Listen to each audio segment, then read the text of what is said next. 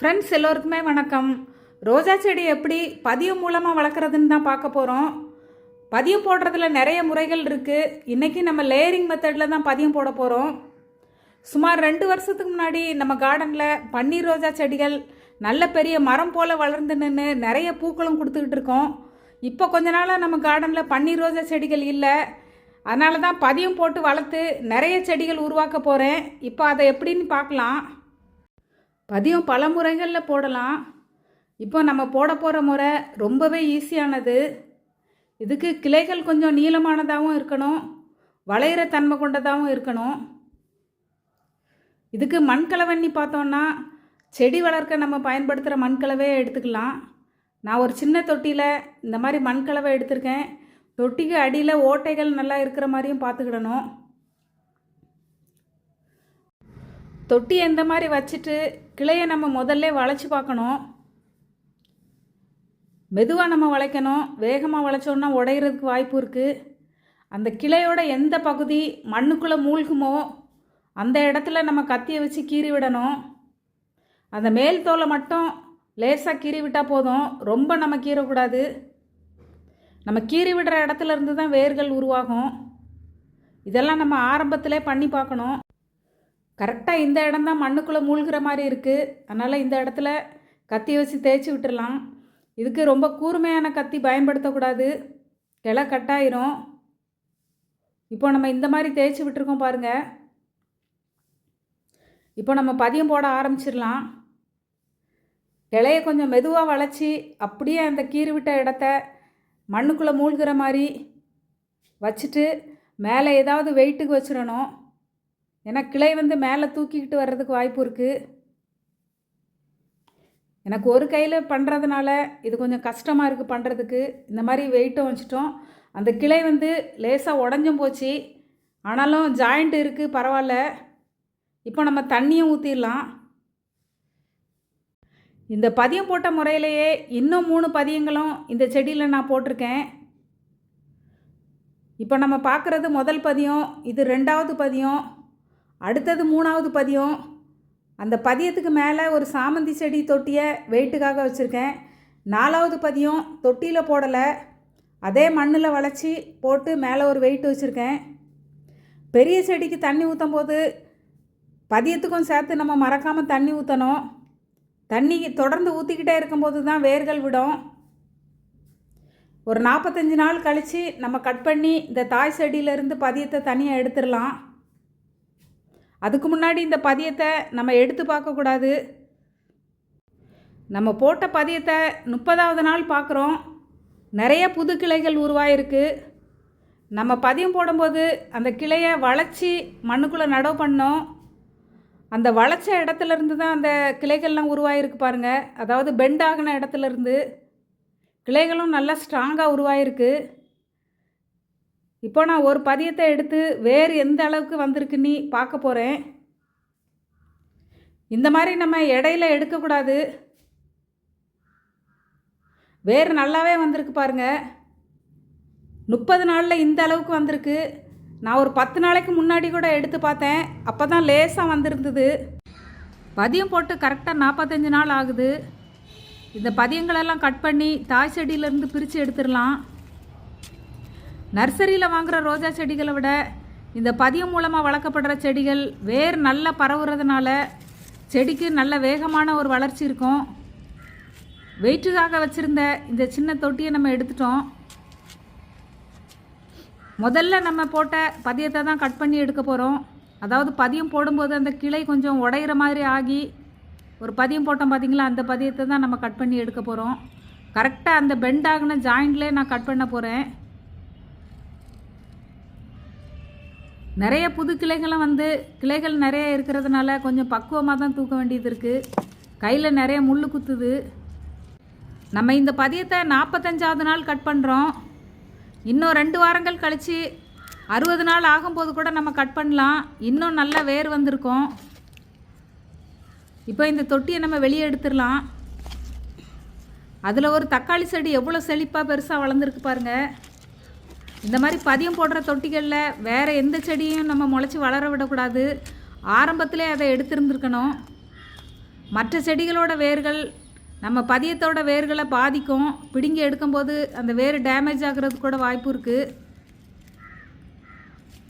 பதியம் போடும்போது நம்ம இதெல்லாம் கவனிக்கணும். கட் பண்ணி எடுத்த இந்த பதியத்தை ஒரு வாரம் நிழல் பாங்கான இடத்துல தான் வைக்கணும். ஆனால் நான் உடனே நடவு பண்ண போகிறேன். இப்போ நம்ம போட்ட அடுத்த பதியத்தை கட் பண்ணி எடுக்க போகிறோம். நம்ம போட்ட 4 பதியங்களையுமே கட் பண்ணி எடுத்துட்டு தாய் செடியையுமே பிடுங்கி வேறு ஒரு மண்கலவையில் நடவு பண்ண போகிறோம். இந்த ட்ரம்மில் உள்ள இந்த மண்கலவை ரொம்ப பிசுபிசுப்பு தன்மையாக மாறியிருக்கு. நான் இந்த தாய் செடியை நடவு பண்ணும்போது அந்த மண்கலவை நல்ல மண்கலவையாக தான் இருந்தது. போக போக கொஞ்சம் பிசுபிசுப்பு தன்மையாக மாறிடுச்சு. இந்த பதியத்துக்கும் அடியில் இந்த களை செடிகளோட வேர்கள் கீழே வரைக்கும் வந்திருக்கு பாருங்கள். கீரை செடியோட வேர்.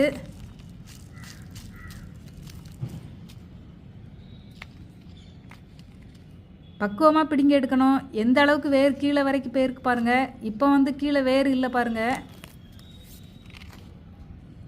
அடுத்தது மீதி உள்ள பதியங்களையும் நம்ம கட் பண்ணி எடுத்துட்டு தாய் செடியையும் பிடுங்கலாம். மீதி இருக்கிற அந்த 2 பதியங்களையுமே கட் பண்ணி பிரித்து எடுத்துட்டோம்.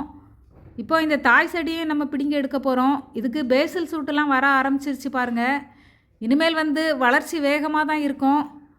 ஆனாலும் இந்த மண்கலவை பிசுபிசுப்பு தன்மையோடு இருக்கிறதுனால தான் நம்ம பிடுங்கி எடுத்திருக்கோம். இந்த மாதிரி கொஞ்சம் அட்டையை வச்சுக்கிட்டு பிடுங்கி எடுத்திருக்கேன். பழைய மண்கலவையை உதிர்த்திடலாம். இது ரொம்ப பிசுபிசுப்பாக இருக்கிறதுனால இதை நல்ல மண்கலவையில் கொண்டு நடவு பண்ணாலும் இந்த மண் கொஞ்சம் பிசு பிசுன்னு ஆக்கி செடி வளர்ச்சியை தடுத்துரும். இப்போ நம்ம கட் பண்ணி எடுத்த பதியங்களை நடவு பண்ணிடலாம். 2 பதியங்களை சேர்த்து ஒன்றா நடவு பண்ண போகிறோம். 18க்கு 18 குரோ பேக்கில் மண்கலவை நிரப்பியிருக்கேன். ரோஜாவுக்கு மண்கலவை தயாரிக்கிறத பற்றி நம்ம சேனலில் நான் விரிவான வீடியோக்கள்லாம் கொடுத்துருக்கேன். இப்போ தொட்டியிலேருந்து பதியத்தை நம்ம வெளியே எடுத்துட்டோம். ஒரு பதியம் மண் களையாமல் வெளியே வந்துருச்சு. இன்னொரு பதியத்தை வெளியே எடுக்கும்போது மண் களைஞ்சிருச்சு. இப்போ இந்த மாதிரி 2ஐயும் ஒன்றா வச்சு அப்படியே நம்ம நடவு பண்ணிடலாம். இதில் அடியில் இருக்கிற பதியத்துக்கு வேர் சரியாக வரல. அப்போ தான் வர ஆரம்பிச்சிருந்தது. நம்ம எப்போவுமே பதியம் போட்டோம்னா 60 நாள் பொறுமையாக இருந்து எடுக்கிறது ரொம்பவே நல்லது. இந்த மாதிரி நடவு பண்ணிட்டோம். அடுத்தது தாய் செடியை நடவு பண்ணுறதை பார்க்கலாம். இந்த தாய் செடியை நடவு பண்ணுறதுக்காகவும் நம்ம 18க்கு 18 குரோ பேக் தான் எடுத்திருக்கோம். இந்த மண்கலவை தயாரித்து கிட்டத்தட்ட 15 நாளைக்கு மேலே ஆகுது. எப்போவுமே ரோஜா வளர்க்குறதுக்கு நான் கொஞ்சம் பெரிய குரோ பேக் அப்படி இல்லைன்னா பெரிய தொட்டி தான் தேர்ந்தெடுப்பேன். ஒரு ரோஜா செடி நல்லா வளரணுன்னா அதுக்கு தயாரிக்கிற மண்கலவை ரொம்ப முக்கியம். அந்த மண்கலவையில் ஒட்டுந்தன்மை இருந்ததுன்னா ரோஜா செடிக்கு வளர்ச்சியே இருக்காது. வேர் பரவவே பரவாது. வேர் பரவலன்னொன்னே செடிக்கு வளர்ச்சி இருக்காது. ஒட்டுந்தன்மை உள்ள மண்கலவையில் மற்ற செடிகள் கூட நல்லா வளரும். ஆனால் ரோஜா செடி மட்டும் வளரவே வளராது. இந்த ஒன்றையை நம்ம சரியாக பண்ணிட்டோம்னாலே ரோஜா செடி நல்லா வளரும். இப்போ இந்த செடியெல்லாம் நடவு பண்ண முறையிலேயே நம்ம மற்ற பதியங்களையுமே நடவு பண்ணிட்டோம். இப்போ 3 நாள் கழித்து நம்ம பார்க்கலாம். இப்போ நம்ம 3ஆவது நாள் நம்ம நடவு பண்ண பதியங்களையும் ரோஜா செடியும் பார்க்குறதுக்கு மாடிக்கு வந்திருக்கோம்.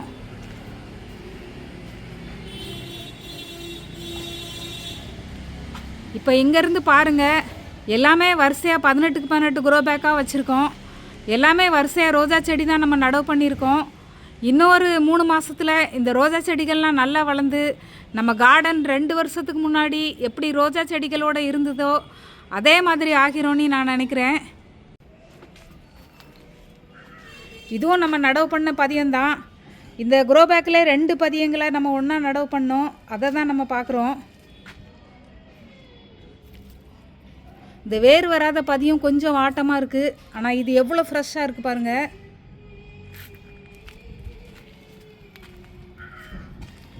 இதில் நடவு பண்ணியிருக்கிறது நான் நர்சரியில் வாங்கின ரோஜா செடி.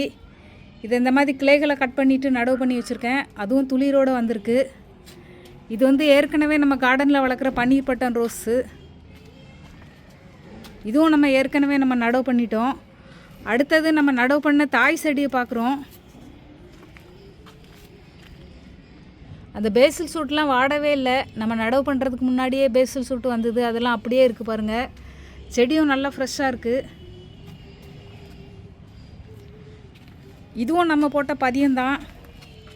அந்த பதியம் போடும்போது கிளை கொஞ்சம் உடையிற நிலைமைக்கு ஆயிடுச்சு பார்த்தீங்களா, அந்த பதியம் இது. பதியம் சின்னதாக தான் இருக்குது. இந்த மாதிரி சின்னதாக இருந்தாலும் அடியிலேருந்து வேகமாக கிளைகள் சீக்கிரமே பதியம் பெருசாயிரும். இதுவும் நான் கட்டிங் மெத்தடில் போட்ட பதியம் தான். இதே 18x18 க்ரோ பேக்கில் தான் நடவு பண்ணியிருக்கேன். அடுத்தது பன்னீர் பட்டன் ரோஸை ஒரு டப்பில் நடவு பண்ணி வச்சுருக்கேன். அது பெருசு. கிட்டத்தட்ட ஒரு வாரத்துக்கு முன்னாடி தான் வேறு ஒரு தொட்டியிலேருந்து இந்த டப்புக்கு நான் மாற்றினேன். இப்போ இங்கேருந்து பாருங்கள், ஃபுல்லாக வரிசையாக நான் ரோஜா செடியாக தான் வச்சுருக்கேன்.